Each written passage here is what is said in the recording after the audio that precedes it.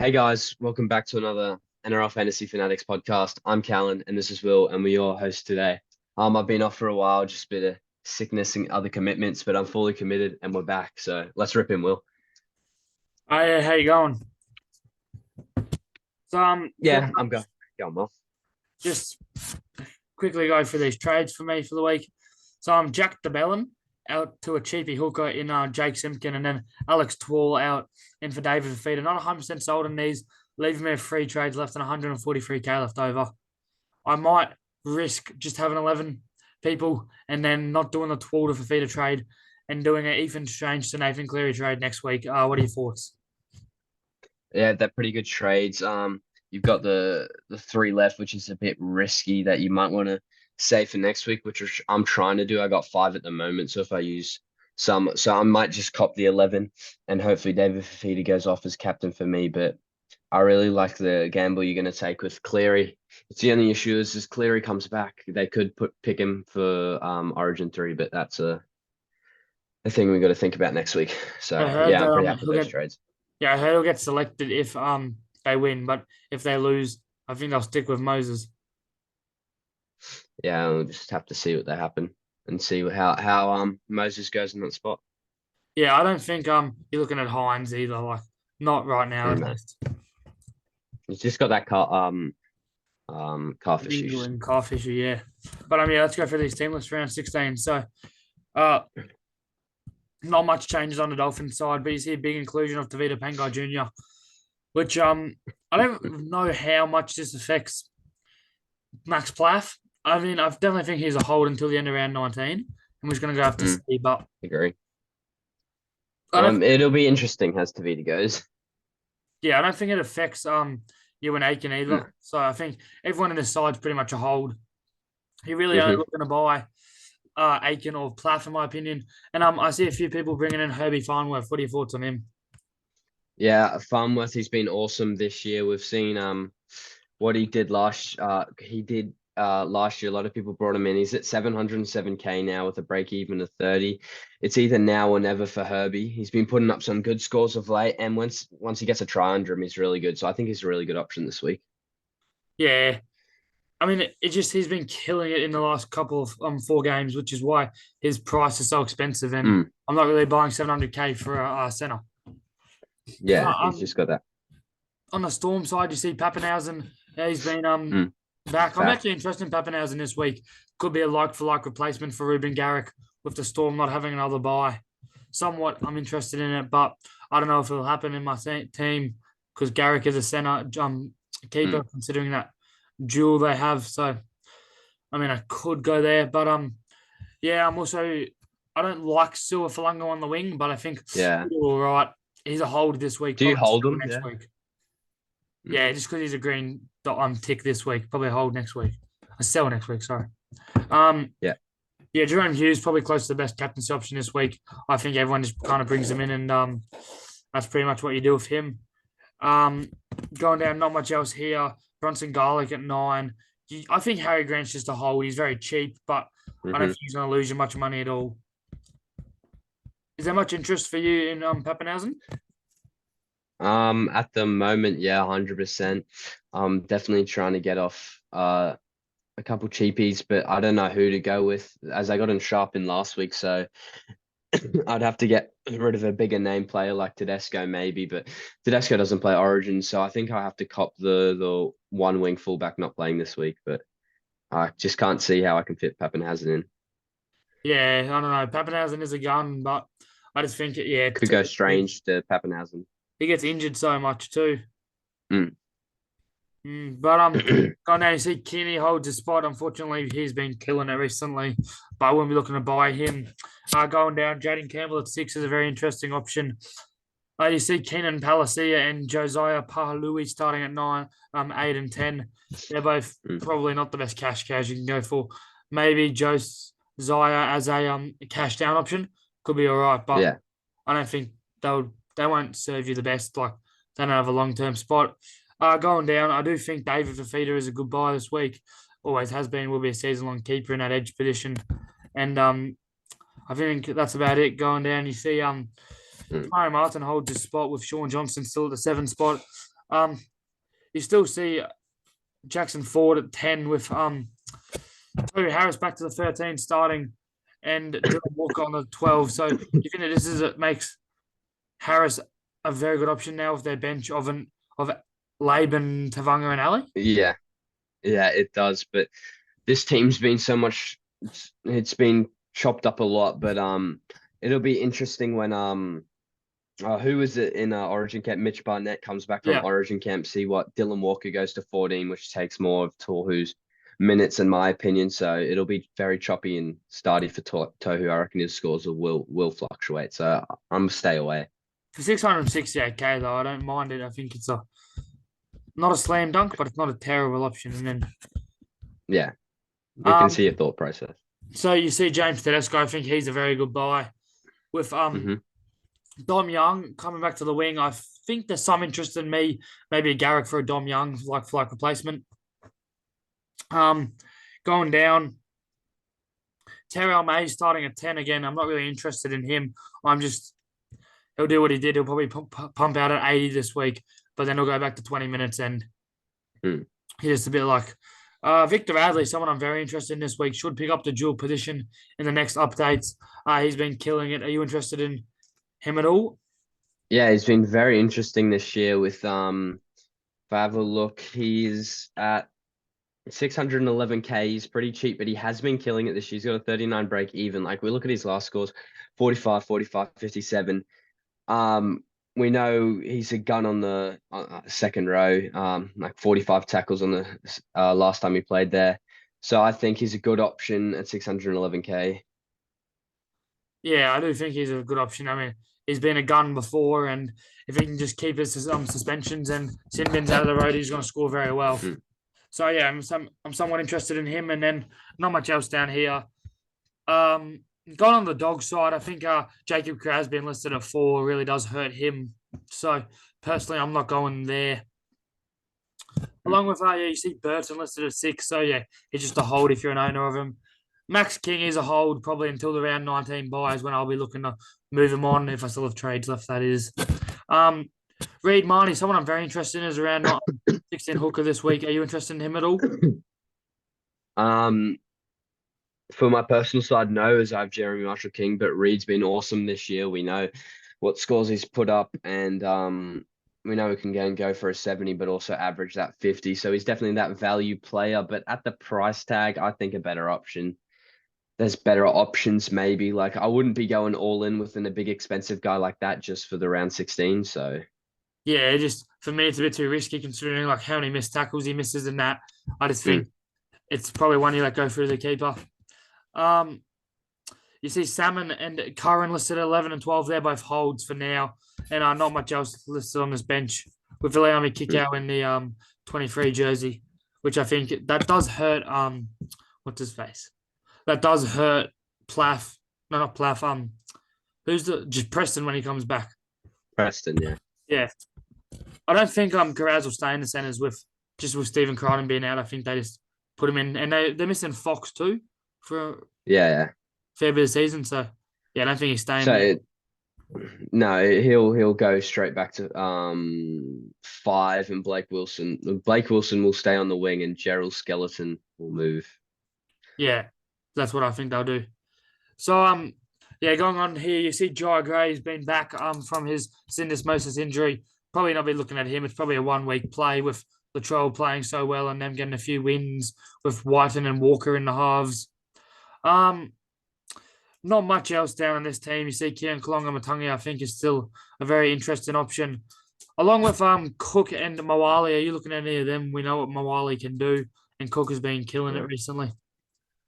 Not really, as I have already my 9, but maybe running into the later rounds. If Cook is still going really well, he might be a guy that can find his way on my interchange because like the run home, you just want to try and stack that team as much as possible. But the thing with Latrell Mitchell, I think he's a definite hold as he's getting those kicking stats as well. Because with Jack Wyden and Cody Walker in the halves, they don't do too much kicking, so they like kicking.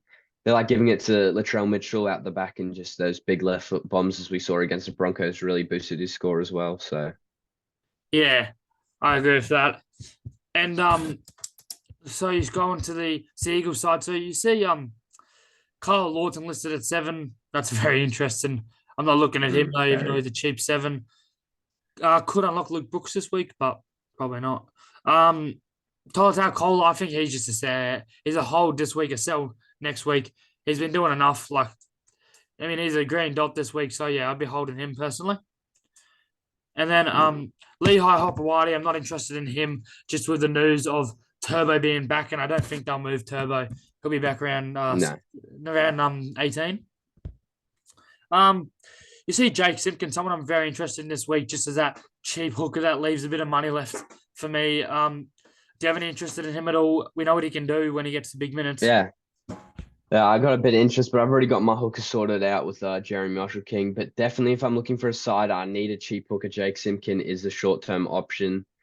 We talk about short-term investments a tad a little bit, but I think Jake Simpkin will be that if he can hold that starting 9 with I don't. It's just only issue is Gordon Chan Kumtung is on that interchange, but he's done it before with the silver at the Tigers last year, so Yeah, I think he's a he's good put up option. gun scores in low minutes. So Hmm. I am very interested in him. He'll probably be my starting hooker this week, just as a cash down. Like you usually have 1 or 2 Hmm. a season, and we all know what he can do. Put up some gun scores, and he's on a better Manly side, than the Tigers were. So for me, I might be going there. But a lot Picking of outs for Tigers. that team. What are your thoughts on Ruben Garrick? Is he a hold? Going to be a season-long keeper? Still has a buy left in round 23. What are your thoughts? Yeah, I think he's just with all the trades, I think he's a hold. He's definitely a season round holder, some would say. He's just had a lot of issues with head knocks. I think that's been Garrick's issue. So see how long they take with the precautions, but I think he's 100% hold. Yeah, I don't know. You could move him on to a You could, Pappenhausen, which is what I've been thinking. yeah, this week But, that's the only issue. But that 10-day stand down or 11-day stand but down. he misses next week too because they have the round 17 buys, the Eagles. Oh, mm, could If move you're in him. the boat, like if you have Fafita, Just if you want to move the trade there. yeah, if you have Fafita, Latrell, Garrick, Simpkin, or whoever you have from these sides, Cork, like you could have 4 plus the people having a backup from Origin. I mean, you Mm, could be in all sorts, honestly, that round because everyone's so low on trades. yeah. For me, I am looking at actually pivoting on from a Garrick and maybe bringing in a Tedesco, a Joseph Manu, a Dom Young. Uh, It's just an area you can find where to find a bit of money there. yeah, that dual position is handy though. Mm. Gone on a last Moving on to game. the next game. Oh, it's a killer. Talk me through it. I mean, is Alex Twaller sell not listed this week? His 11-day stand down mustn't have passed the HIA protocols along with Alex Lobb. What are your thoughts? Is it? Yeah, Do I hold I him? think He's been killing it for I me think recently. it's just issues with how long till Bateman's gone, how long till IPAPS has gone as a Papali'i. So I just don't think I think his time's up. You just move him on because I think Tigers do have the bye next week. No, they play. Then do they? They don't have another Oh, buy they. from round 27 or 26. Mm, I think it's time to move Alex Twal on, honestly, for your sake. Definitely good cash out option. He's made you the money. So Yeah, but he does play round 19. mm, But I yeah, think still move him on. yeah, I don't see much else. He's, You see Galvin listed. I mean, I think we were both sold him yeah. last week. So hmm I It, mean, hopefully he it goes was. low I for us. think it was a good time. It was a good time to sell Galvin if you're a Galvin seller last week. Just a definite good cash down option guy, and just get a more reliable guy because he's been just what Benji will do with him.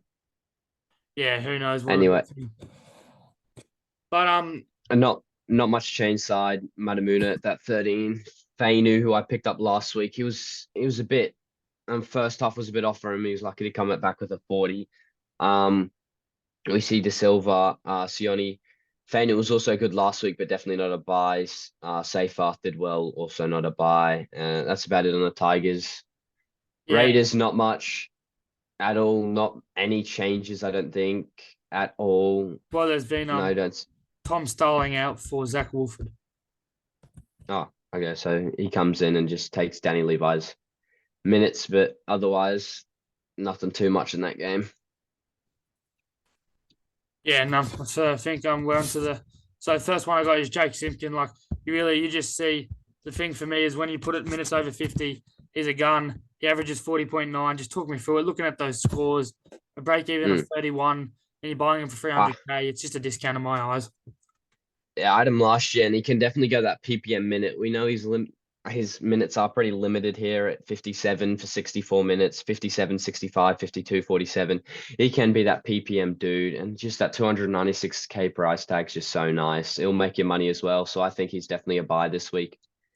Yeah.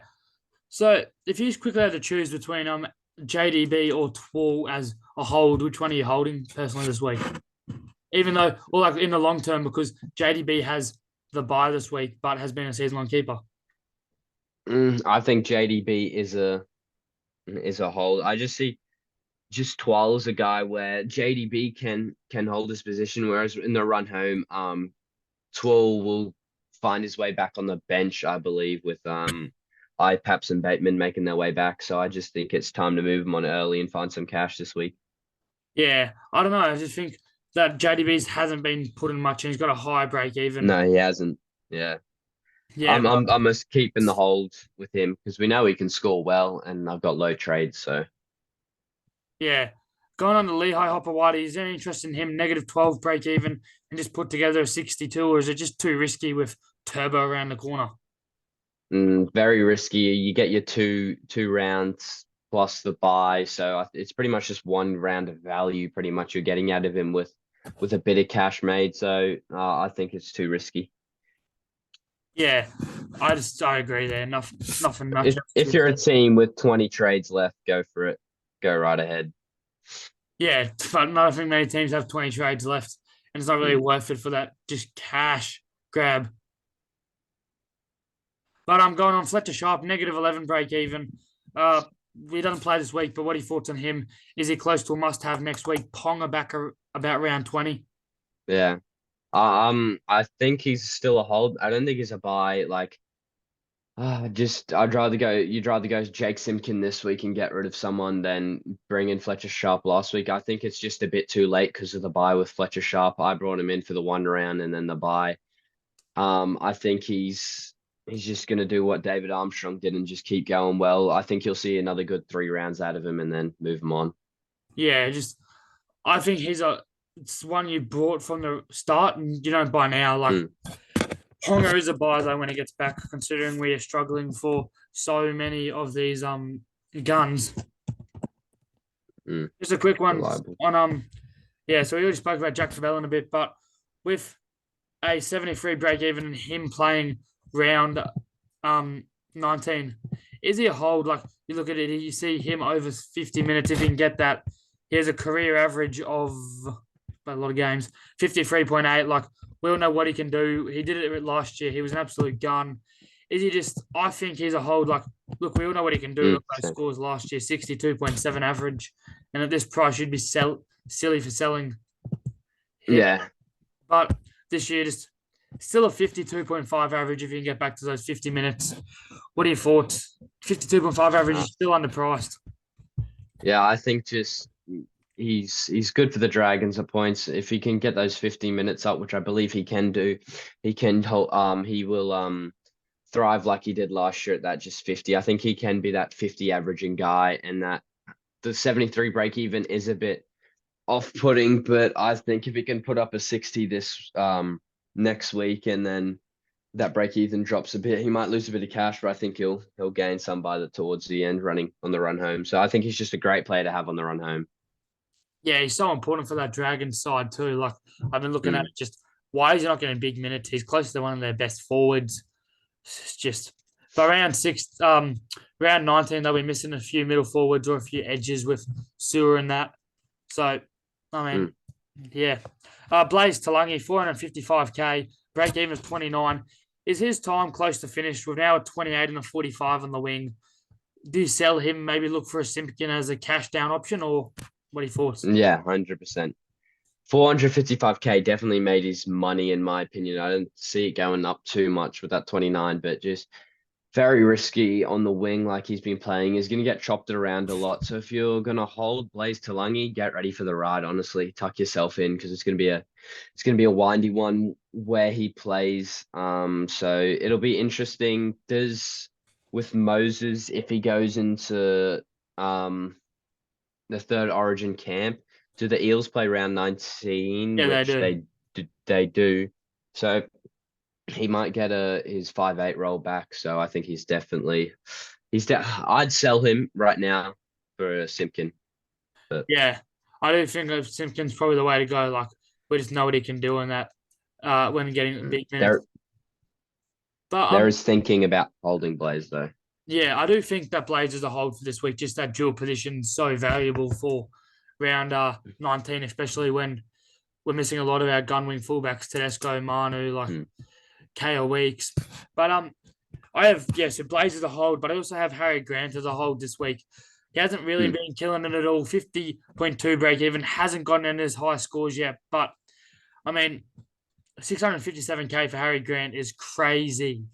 If you told me to start Yeah, the if season, he's I a was paying buy. this for Harry Grant, I'd be all over him. Mm, I actually think uh-huh, he's more of a buy than a hold. With that 57 mm. break even, I think you're stupid to sit. Honestly, give him a week and then he could be looking like a pickup on the run home if you don't have him. He's just such a reliable option. Like we see when he scores like a try or two, like a 76 there.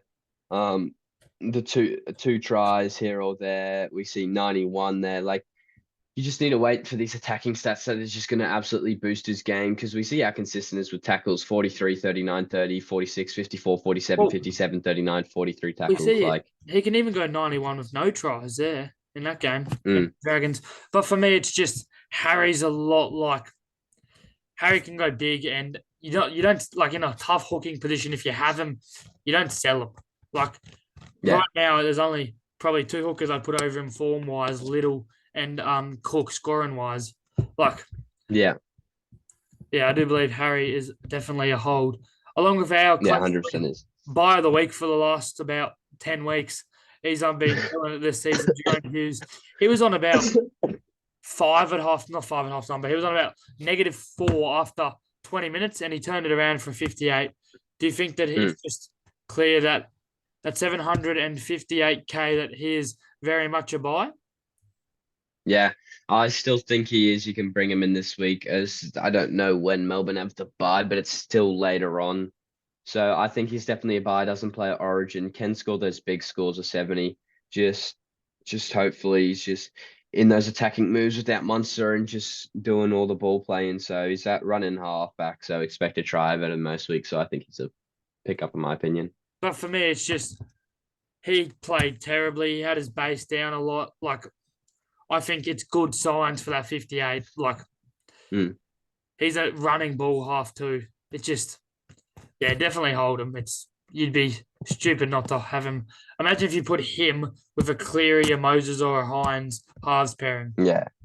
But I mean, yeah, this guy. He's been talking to me about Tohu all week, saying he's a must buy. 668K again at the start of the season. I was snuck Tohu into my side. Does he get back to the 60-minute role? Because like we know what he can do in his career when getting over 60 minutes. He has an average of 53.4. I mean, you see what he can do this season. He's got scores of 60 there. He's very, very consistent, but just Mm. his knees are giving in. It's too risky for me, but I actually might go there in a struggling middle position. He could be a cut price keeper you go to. Yeah, the only issue I'm just worried about is with you get your minutes this week, but with Walker there and Barnett, it'll be interesting how many minutes. Like if we have a look, Dylan Walker's minutes this year, He's been playing if I can, massive minutes when he plays a lock. yeah, he's at 550K too. He's playing 40 minutes, 54 minutes, 52, 51 minutes. And when he was playing it, yeah, so he's playing a lot of minutes and I think he's moving from that middle rotation and then moving into Tohu's minutes towards the ends, or just taking pretty much all of Tohu's minutes. So it's definitely, I wouldn't go where Tohu is because they've been doing really well, the Warriors, with that middle rotation, I believe. Yeah, they've been. Oh, they haven't been playing their best though. I mean, Tohu is their leader of the pack. He's very Mm, important for them. They look like a completely different team when he ball plays. I do think it comes with some risk, but I do think it's a risk that could pay off. yeah. Oh, we've already spoken about Jack DeBellin. Sorry. Dylan Brown. He's been bailed out the last couple of weeks by a couple of tries. I mean, you see those last couple of weeks since Moses come back, his base has been down, considering he's not playing at halfback anymore. With a 61 break even and a buy this week, 700k Dylan Walker. Are you just selling him or waiting until Moses comes back and could swap him to Moses? I'm generally holding him easily this week because Moses is gone. He's got the bye though. I'm holding him in my side because I'm trying to hold these trades and really get rid of these cheapies and trying to upgrade him as soon as possible for the run home. But I think a guy like Dylan Brown's definitely could be a hold. Even with Moses, if I can do this in time, filter by position. When he's playing with Mitch Moses, we see here 70, 48, 57, 77, 56, 51, 50, but then a couple 30s in there, a 60, a 47, a 44. Like, he's putting up reasonable scores, so I think he's definitely a hold. Yeah, I mean Like the break he's done even it before. it is high, but you don't have Dylan Brown for like to make your money. He's going to be a season long No. keeper. So are you interested in Alex Twall or Jack DeBellin straight to Stefano Uta Atakamano? 28 break even, and we saw what he could do coming back with a bang of an 81. He's been killing it all season, 52.5 average. What are your thoughts? Plays every single round other than 21 right now. Are you eating it up or not really? Mm, not really. My middle position's pretty stacked at the moment, but if I'm looking for a middle, Stefano could be an option. I'd rather take the risk with Tohu to be honest, because the thing that takes me off Stefano is just the 40s in there that he can have. Like when he doesn't go massive with a try or like a line break or something, it doesn't really boost up his scores. Like you're looking at a Stefano as more like of a 48 to 52 average dude, which when he gets the low PPMs of under 50, he's only averaging about 40. He's averaging 35.9, which some weeks this year he has been getting those under 50-minute rolls. So I just really want a valuable guy for the run home, which I believe I have with Jack DeBellin. So yeah, I'm staying away from Stefano. I'm letting him go through the keeper, It's to be interesting. brutally honest. Something that is weird is he's been playing bigger minutes when they're more full strength. Like when they had Mm, um IPAPs and Bateman there and all of these guys, you still see Stefano Utatskamano with 60 minutes in these games. So I yeah. don't think again it's not a clear buy. I don't think there's much risk involved in it though. He'll be a season long keeper for you. And for me, it could just be Alex Twall straight to Stefano Utatskamano. I think he'll be strengthen your mids. He'll get 700k. But there's so many Mm. mids, including this guy going around. 73 break even, went low, lost in round 14. Didn't get selected for Origin because of his injury. Is he just a sell now, pretty much? Yeah, I think he's a sell. 746. That's a lot of money you can work with there. So I think he's just a sell and then upgrade one of your cheaper positions like Ethan Strange. You can move him on to like maybe a Herbie Farmworth or something, and just upgrade the weaker positions. Honestly, I think he's a sell. Yeah, definitely. Just too expensive, and he hasn't really been like that keeper. Mm, I've spoken about Reed. So yeah, Victor Adley, someone I've become very interested in throughout this podcast. Uh, he's made a move to the second row, which I think for him it's a good move. 46.3 career average, but you look at him when at lock playing over 60 minutes, he's a gun. A season average of 48.3. Do you think he's underpriced and his break even of 39 is very interested for his 47 average this year? yes. Like it's a good price tag. It's a valuable price tag where he's at. Victor. So I think he's definitely a guy I'm looking at this week as I need a middle to bring in. So I think he's definitely a guy I'm looking at, especially at 611k price tag, a lot of value there. And yeah. Yeah, I do think I would put Stefano Utakamano over him as a season-long keeper. But Mm. Bradley, I mean, it's an interesting pod. Just for me, he could get sin bin or sent off. But you see, when he goes big, he goes big. That's 70. He's still, I think he's been playing edge for about a couple of weeks, and I don't think Nat Butcher's coming back there anytime soon. So No. David Feeder, is he just the best captaincy option, or is there a bit of risk with that ankle injury that ruled him out last week? Um, well, we've seen the impact when he comes back from injury, David Fafita. He'll be wanting to show why he should be in that Queensland jersey for game 3. So I think it'll just be full on for David Fafita. He'll be running over guys, and I've got the captaincy next to his name, and I think you should too. Yeah, you reckon? I'm not bringing him in personally. So Alex Tall, already spoken about him. Nico Hines, so 109 break even. If you're an owner of him, is he a hold? I'm sure. 57 just didn't look very good. What are your thoughts? No, I think most of them would have moved on, in my opinion. So I think it is time to move him on. If you haven't, 109 is absolutely ridiculous. Yeah, 109. But I do think he'll be a season-long keeper, and you definitely cannot sell him.